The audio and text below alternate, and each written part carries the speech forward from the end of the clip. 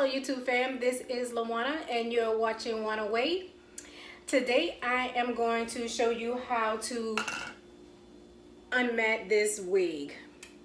See, my wig is all matted up and I found that you can put it in some boiling hot water and add some bleach and conditioner. So we're gonna see if that works.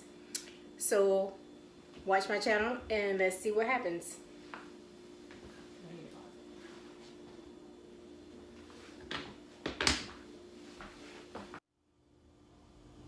Okay YouTube fam, I am back with the finished product.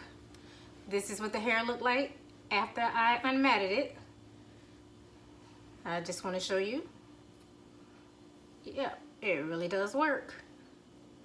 It is really unmatted. No kinks. All the kinks is out. Now I'm going to condition it and let it air dry. Thanks for watching my YouTube channel, Wanna Way, and y'all have this how I got it right now for work. Pull back.